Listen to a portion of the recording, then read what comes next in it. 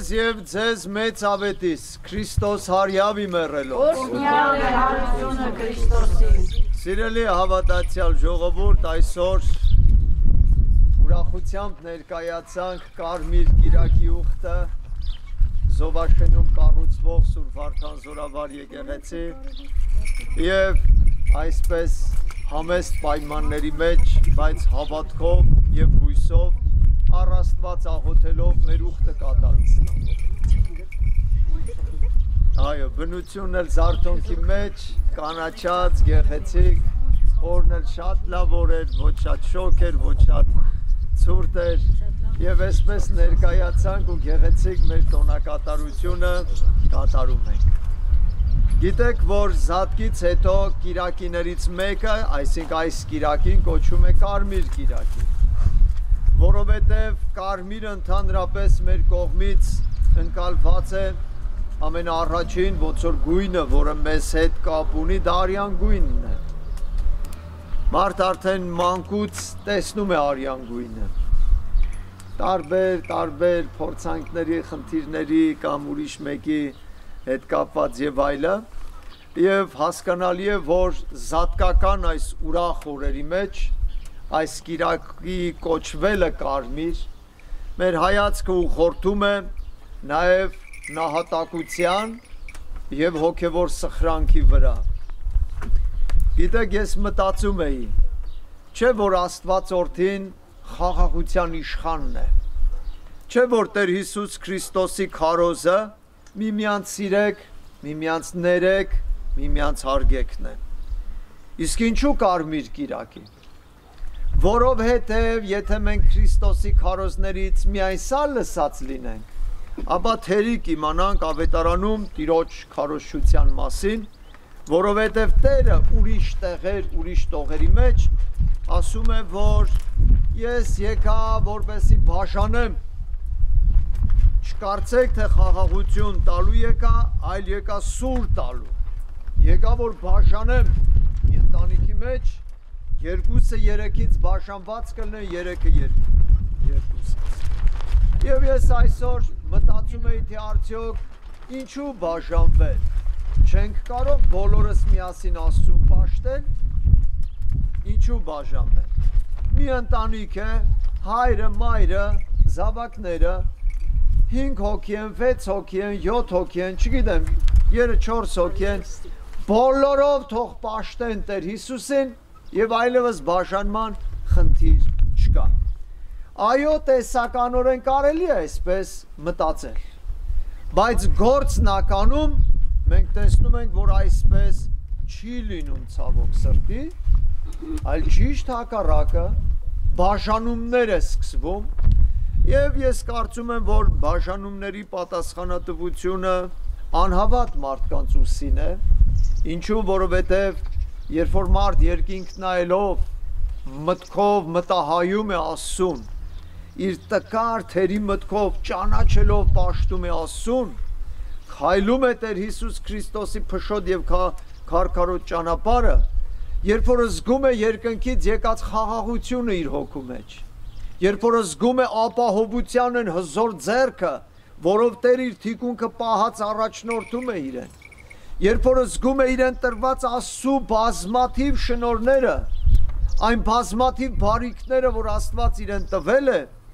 ապա անշուշտ ինքը երախտավոր ձևով, շնորհակալ հոգով եւ սրտով սկսում է պաշտել Աստծուն։ Այստեղ առաջ է գալիս անհավատների բաժանումները, որտեղ անհավատների համար գլխավոր հեղինակությունը Աստված չէ, այլ գլխավոր հեղինակությունները ուրիշ տեղեր են, կուռքեր։ Դրա համար Աստծու պատվիրաններից երկրորդ ասում է կուռք մի շինեք։ Ոչ երկրի վրա ինչ-որ բանի նմանությամբ, ոչ երկնքում ինչ-որ բանի նմանությամբ։ Կուռք մի շինեք։ Բայց երբ որ մարդը կուռք է սարքում որևէ ստեղծված, որևէ մարդու, որևէ հանգամանք, որևէ իր ունեցված դրամ, ցանկացած մի բան, բացի Աստծուց,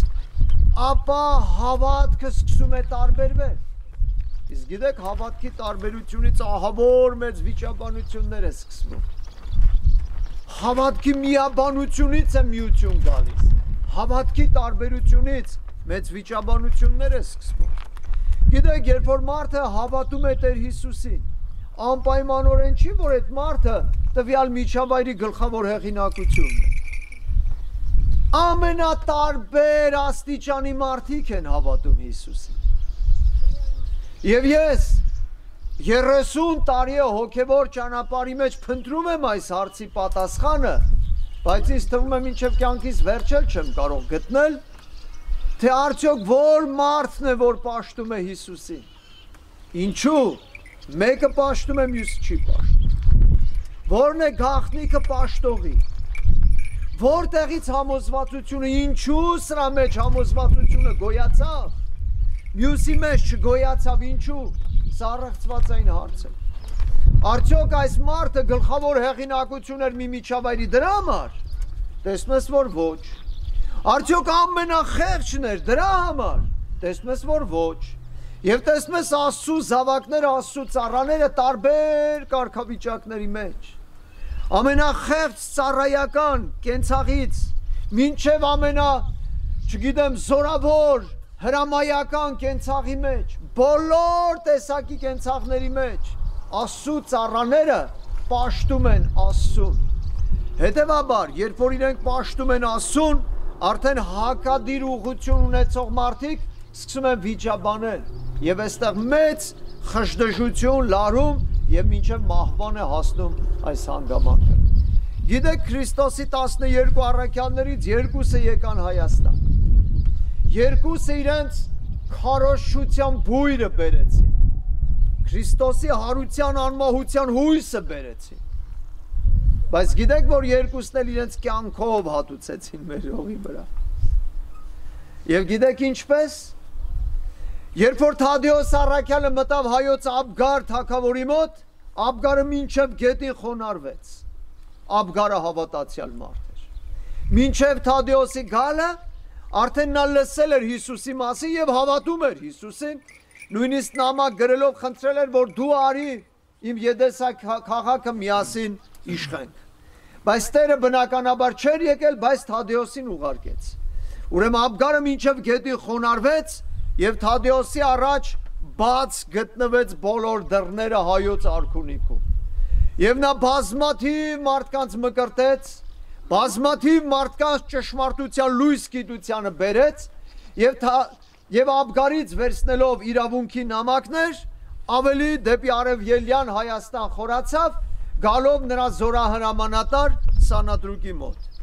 Սանատրուկը տեսնելով Աբգարի հրամանագիրը,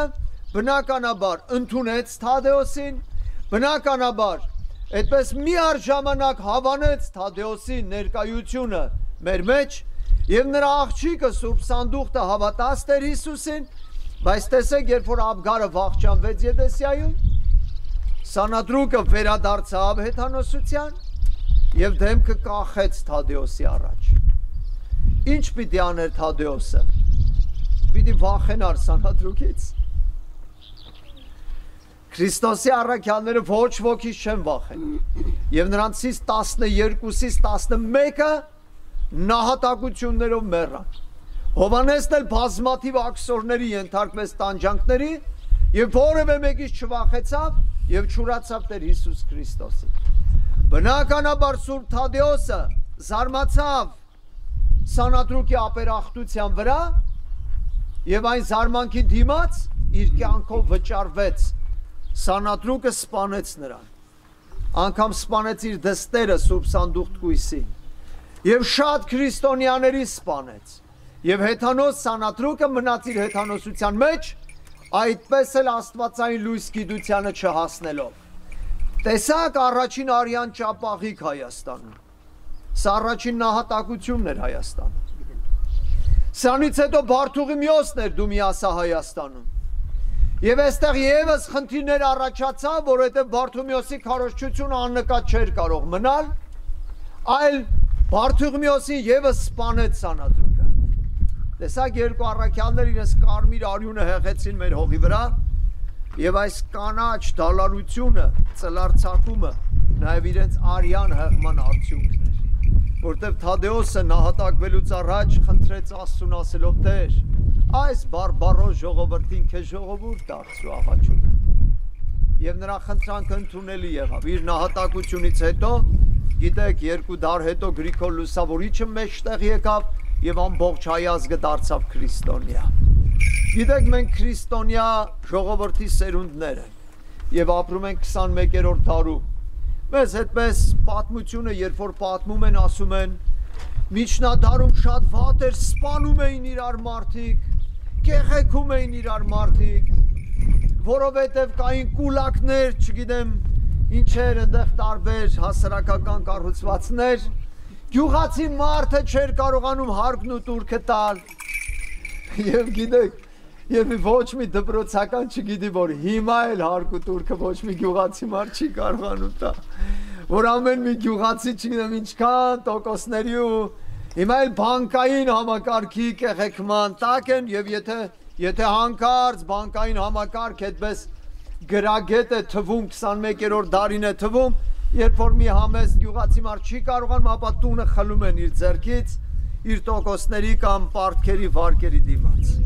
Դրա համար սիրելի հավատացյալ ժողովուրդ, որքան էլ որ մենք փորձենք մարդկային կյանքի վրա այսպես պաճուճել, կպցնել, արտաքնապես զարդարել, 21-րդ դարի գեղեցիկ տերմիններ փակցնել, միևնույնն է, մենք այսօր տոնում ենք կարմիր կիրակին։ Այսինքն ասու եկեղեցին իր զավակներին չի թաքցնում ճշմարտությունը։ Աստված երբեք Տեր Հիսուս չասեց, երբ որ հավատաք ինձ, էլ ձեր հավերին քշասող չի լինի։ Այդտենց բան չի ասել։ Ընդհակառակը Տեր Հիսուս ասեց, փշոտ քարքարոտ է այն ճանապարհը, որ տանում է հավիտենական կյանք։ Մտեք նեղ դռնով եւ քայլեք փշոտ ու քարքարոտ ճանապարհով, որովհետեւ դա վերջում հասցնելու է երկնային արքայություն ու հավիտենական կյանք։ Եվ Տեր Հիսուս այս խոսքերը կնքեց իր արյամբ, որտեղ նա խաչվեց, իր կարմիր արյունը խաչի վրա հեղեց, թաղում կատարվեց Տեր Հիսուսի հետ, բայց երրորդ օրը գերեզմանի միջից հարություն առավ։ Ուստի գերեզմանից հարություն առած Հիսուսն է, որ ասում է փշոտ քարքարոտ ճանապարհի վերջը երկնային կյանք ու հավիտենական փրկությունն է։ Ուստի չկա ավելի հաստատու եւ հիմնավոր խոսք երկրի վրա, քան Տեր Հիսուս Քրիստոսի խոսքերը։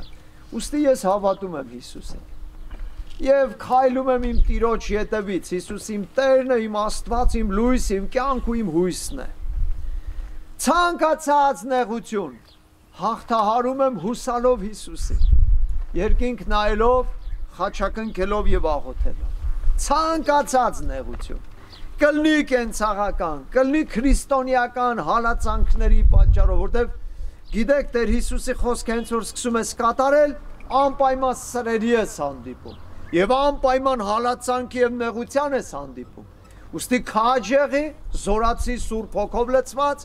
որովհետեւ կանաչ կիրակից հետո մենք տոնում ենք կարմիր կիրակին եւ Քրիստոսի հրաշափառ հարության լույսը մեզ ոգևորում, մեզ զորացնում է եւ ոչ միայն կարմիր արյունից չենք վախենալու, այլ նաեւ մահվան գերեզմանից էլ չենք վախենալու։ Միայն Աստծուց պետք է վախենալ եւ Տիրոջ կամքը կատարել։ Միայն Հիսուսի ճանապարհով պիտի քայլել։ Դրա համար սիրելի հավատացյալ ժողովուրդ, ես ուրախ եմ, որ մենք այսօր Զովաշեն գյուղում այս կառուցվող եկեղեցում ենք։ Գիտեք, թույլ ուժերով եկեղեցի կառուցելը շատ դժվար գործ է, բայց հավատացեք, Աստված կարող է մի ակնարկով այստեղ մի քանի օրվա մեջ կառուցել տալ այս եկեղեցի եւ ընդհանրապես բոլոր եկեղեցիները, բայց թողնում է իր գործը մեզ, որ մենք տկնենք, չարչարվենք, վազվզենք, գործենք, հավատանք եւ ոչ միայն շենքը կառուցենք։ Եթե մենք դատարկ քարեղեն շենքը կկառուցենք, ապա մենք Աստծո կամքը կատարած չենք լինի, այլ քարերի հետ մեր հոգին պիտի կառուցենք Աստծո եկեղեցում։ Քարեր, մենք էլ իբրև հոգեղ են քարեր, կառուցվում են Քրիստոսի հզոր տաճարի մեջ։ Դրա համար կառուցելու ընթացքում աղոթքով, աղաչանքով, նեղությունը հաղթարելով, Տիրոջ անունը կանչելով, փառաբանելով, նեղությունները հաղթահարելով, եւ ի վերջո տքնաջան աշխատելով վաստակելով վերջը պատվով բարձրաճակատ կարող ենք մտնել Տեր Հիսուսի մոտ Տեր դու մեզ տվիր կյանք մենք էլ մեր կյանքում քեզ ծառայեցինք ինչքան որ մեզ շնորհ տվեցիր այդ չափով էլ քեզ ծառայեցինք դու ընդունիր մեր ծառայությունը այնպես որ սիրելի հավատացյալ ժողովուրդ եթե կուզեք իմանալ աղոթքը եւ Աստված պաշտությունը ավելի կարևոր է քարեղեն շինության բարձրացումից քարեղեն շինությունը մեր հավատքի գործադրման արտահայտությունն է եւ եթե մեր հավատքով մենք Տիրոջը չենք պաշտում ապա մնացած տեխնիկական մասը շատ հետաքրքիր չի ասում Աստծո ծրագիրը մեր փրկությունն է Հիսուս խաչվեց որ մեր հոգիներին քավություն տա ու փրկություն տա չխաչվեց որ մի քանի հատ գեղեցիկ շենք սարքեն խաչվեց որ փրկություն ու հավիտենական կյանքի արժանանա այնպես որ սիրելի հավատացյալ ժողովուրդ այսօր մենք տոնում ենք Քրիստոսի հրաշափառությունը եւ այսօր Կարմիր Կիրակինը հիշեցինք նաեւ նահատակության պատվի եւ լույսե պսակի ու փառապսակի մասին թող Տերը օրհնի ամենքի զորացնի եւ մեզ բաժին ընկած նեղություններն էլ պատվով հաղթահարելու շնորհ տա մեզ եւ ձեզ մեծավետիս Քրիստոս հարյավ իմերելոց